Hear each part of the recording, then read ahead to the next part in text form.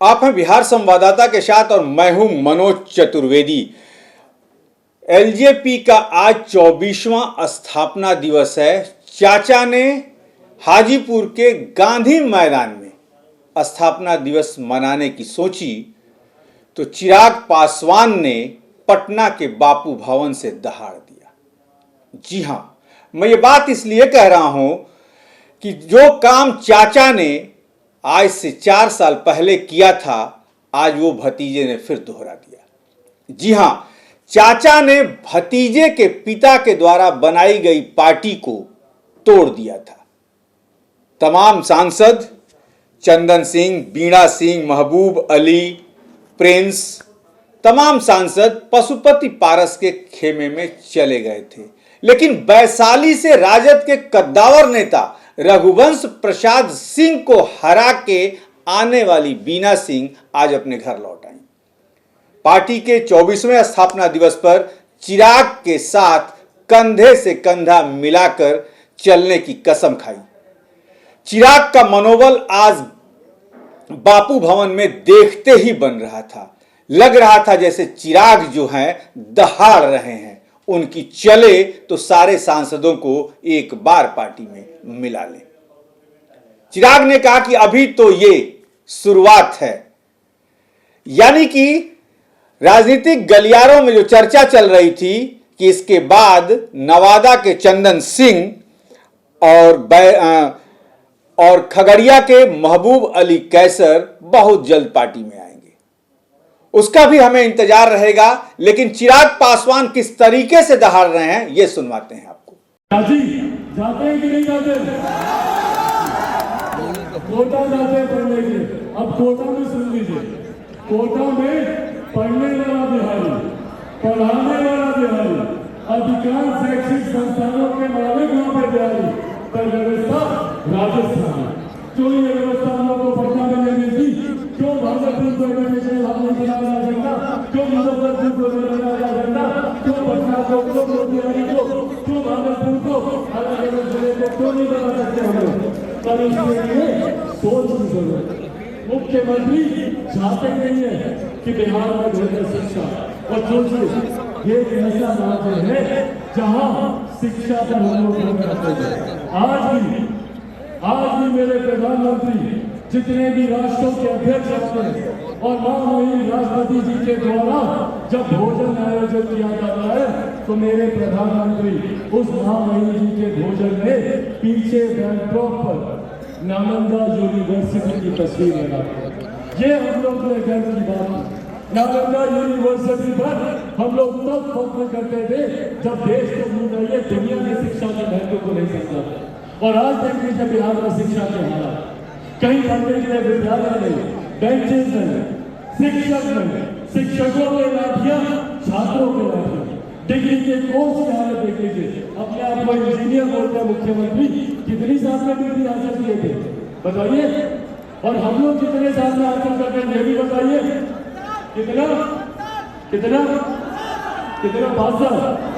5 साल तक हमारे यहाँ डिग्री का कोर्स होता है। ये सोच है शिक्षा को लेकर हमारे मुख्यमंत्री। रोजगार के लिए हमारे सांसद जाते हैं दूसरे जगह, वहां पर जाकर विपरीत परिस्थितियों में रहते कितने ऐसे परिवारों के घर हैं जो किसी न किसी हादसे में दूसरे प्रदेश में मारे।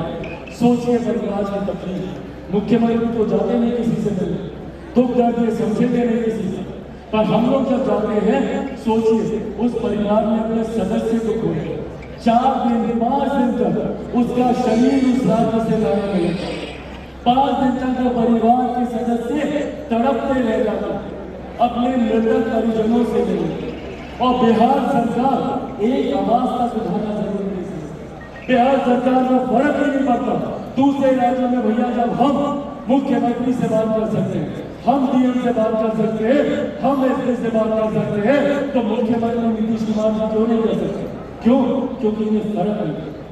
सुशांत सिंह राजपूत इतना बड़ा नाम, देश का इतना बड़ा अभिनेता जिन्होंने हमारे प्रदेश को नहीं देश का नाम ऊंचा करने का काम, किन परिस्थितियों में उनकी वहां पे हत्या हुई, मृत्यु हुई, आज तक हम लोग नहीं जानते। और मुख्यमंत्री ने इसे जुबान तक खोलना जरूरी नहीं समझा जब तक उनके परिवार के सदस्यों ने जाकर मुख्यमंत्री जी से मुलाकात की। जब तक उन लोगों ने ऐसा नहीं किया, इन्होंने सीबीआई जांच तक की सिफारिश की। ये परिस्थितियां हैं बिहार। और आज ये लोग बिहार के विकास की बात करते हैं। बिहार में बोलते हैं कि भैया उद्योग, क्या बोले थे मुख्यमंत्री पिछले चुनाव में कि उद्योग नहीं खुल सकता। क्यों नहीं खुल सकता? क्योंकि प्रदेश लैंडलॉक है, जमीन से घिरा हुआ। मुख्यमंत्री हमारे प्रदेश के भूगोल को दोष देते हैं कि बिहार में उद्योग बिहार के भूगोल की वजह से नहीं खुल सकता।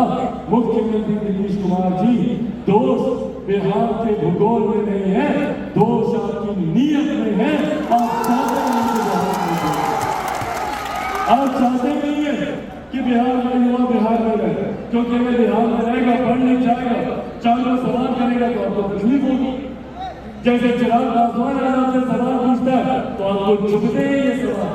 वैसे ही सोच अगर करोड़ों युवा जैसे पूछने लगे तो मुख्यमंत्री जी को मुंह छुपाने की जगह नहीं। और यही ताकत मैं अपने युवा साथियों से साझा कर रहा हूँ। इसी ताकत को हम लोग पहचानिए अपनी ताकत को। बिहार एक युवा प्रदेश है, कितनी बड़ी शक्ति है हम लोगों के पास। जिस शक्ति को जातना धर्म नजर में बांटने का काम मुख्यमंत्री के द्वारा किया जाता है, इस ताकत को पहचाना। 65% युवा बिहार में ऐसे हैं जिनकी आयु 35 वर्ष से कम है। सोचिए, अगर हम 65% युवा एकजुट हो गए, एकत्रित हो गए, तो 2 मिनट में बिहार सरकार को बदल देना चाहिए। ये ताकत हम लोग रखते हैं, पर जरूरत है अपनी ताकत को पहचानने। और मुख्यमंत्री ये बंटवारे की राजनीति कर हम लोगों की ताकत को बांटने का काम।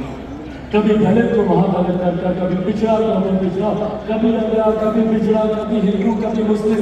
आज बताइए, आज ही का उदाहरण ले लीजिए, आज ही का उदाहरण ले लीजिए।